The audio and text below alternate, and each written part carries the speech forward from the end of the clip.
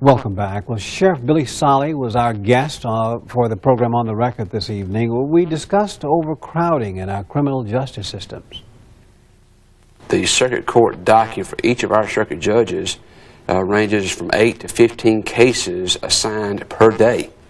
There's no way that they can have a trial for those 8 to 15 cases a day. So what happens to all of those cases? Quite often, the weaker cases are those cases of non-violent cases, I should say. They're plea bargained.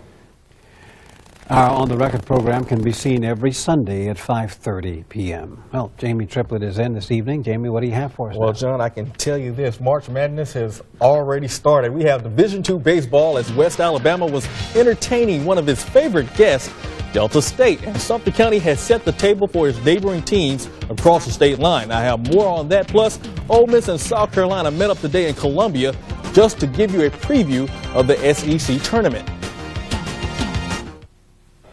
Well, on the next Good Morning Meridian, we're going to talk about something for spring breakers. Plus, I'll have a look at your full forecast. Hopefully, we'll stay on the warm side. Tune in for that and much more. Monday morning, 6 a.m. Good Morning Meridian. We'll see you today. Welcome back. Ole Miss closed out its regular season today against the South Carolina Gamecocks, but the Rebels should take some serious notes. The same two teams will match up again 4 days later in Game 1 of the SEC tournament in Atlanta. When that happens, it will be the third time in the last 4 years. In the first, Kendrick Fox nails the three from up top. The Rebels led 25-14. Still in the first, same score, Todd Abernathy shakes and goes in strong for the lay-in. Rebels led by 13. But Carlos Powell had something to say about that on senior day as he gets the turnaround kisser off the glass. Powell scored a career-high 30 points as South Carolina rallied from a 14-point first-half deficit to beat Ole Miss 76-70 in overtime. Alabama's players couldn't forget watching Mississippi State come to Tuscaloosa last season and clinch the SEC West. Given a chance at redemption, they turned the table on the Bulldogs. Kennedy Winston had 21 points, and the Crimson Tide wrapped up the division title with a 68-63 victory over the Bulldogs on Saturday in the Mississippi State's worst shooting game in 4 years. All-American Lawrence Roberts led State with 15 points and 11 rebounds. The Bulldogs are placing the third seed out of the West for the SEC tournament in Atlanta on Thursday. They will face East number 6 seed Georgia at 2:15 p.m.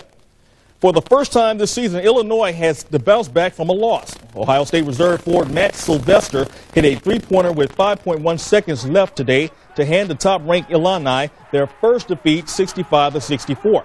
The Illini were trying to cap the Big Ten's first unbeaten season in 29 years.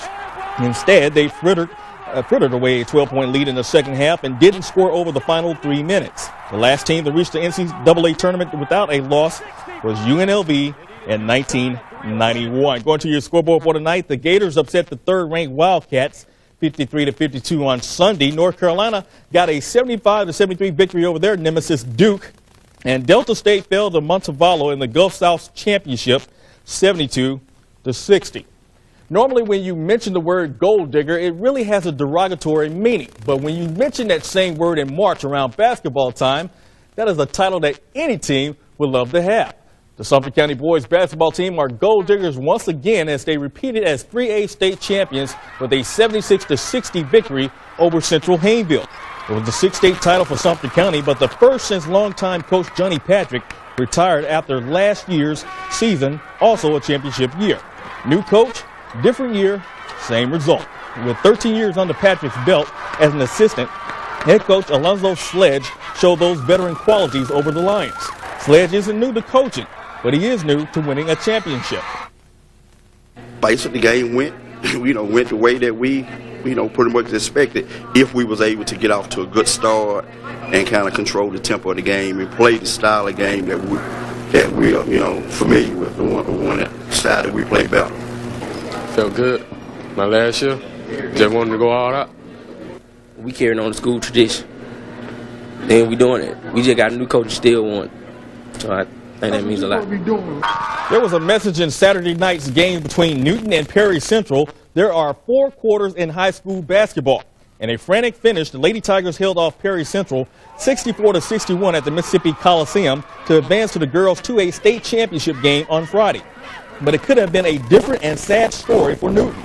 Head coach Crandall Porter and his girls had a 13-point lead over Perry Central for first 3 periods, only to see it dwindle to 4 in the 4th. Injured junior guard Chasani Henderson gave the much-needed charge to Newton to overcome the Lady Bulldogs. Henderson vowed to be ready for the championship. Going to your John O'Neill Johnson Toyota Sports Poll question, the question was, who should be Atlanta's opening day starter? 70% said John Smoltz, 23% voted Tim Hudson. Now for the new question. What basketball topic are you most interested in this time of the year? High school playoffs, conference tournaments, or the college bubble teams? To vote, go to WTOK.com and click on sports. Make your selection and we will have the results Wednesday at 6. And when you think about 2 nationally ranked teams just 35 miles down the road, the first thing you may want to ask is, what bus are they on and which way are they going? Well, that wasn't the case today, as 16th-ranked West Alabama was hosting Delta State, the second-ranked team in Division II baseball. The Tigers and the Statesmen came in today with a 1-1 split. Who would win the series? In the top of the 6th, DSU up 1-0, man on second, Craig Newton. Here's a scribbler to right field to score Brett Donahue. The Fighting Okra extended its lead by 2. Still in the 6th, a man on first and third for Delta State. 2 men out, a 2-2 count for Matt Chambliss.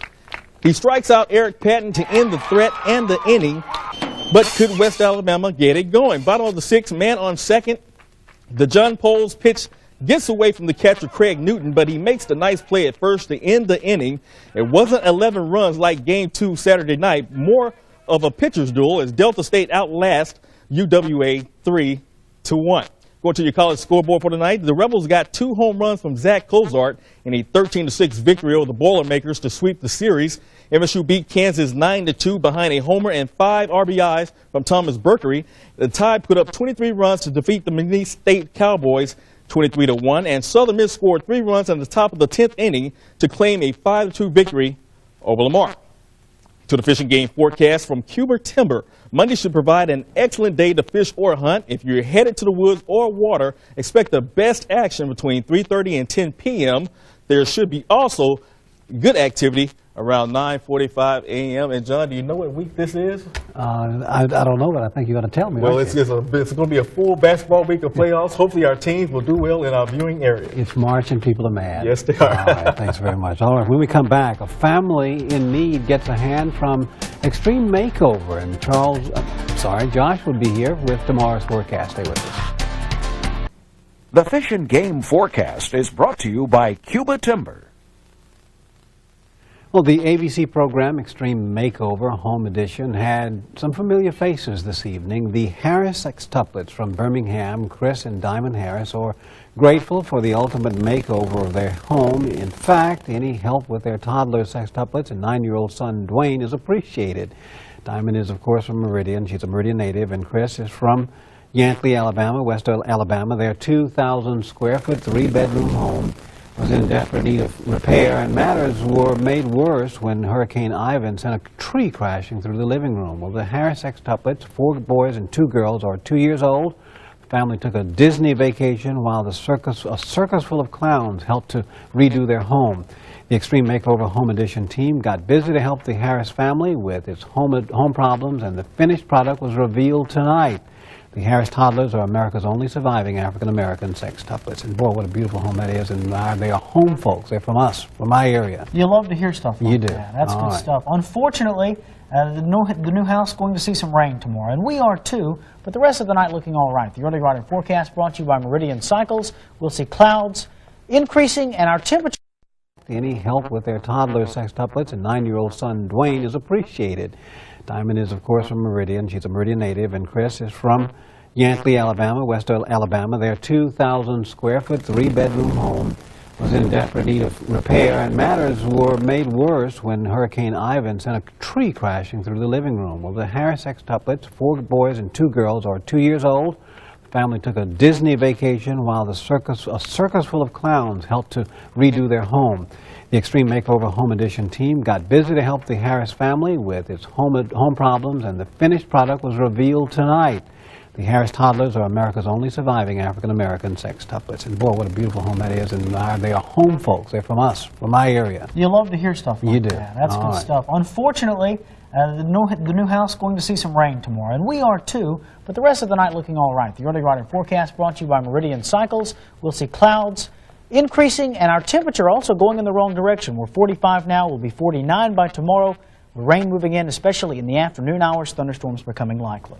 All right, thank you very much. We thank you for being with us, and we will see you tomorrow morning, or some of us will, and we'll also see you tomorrow night. Have a good evening. We'll see you later.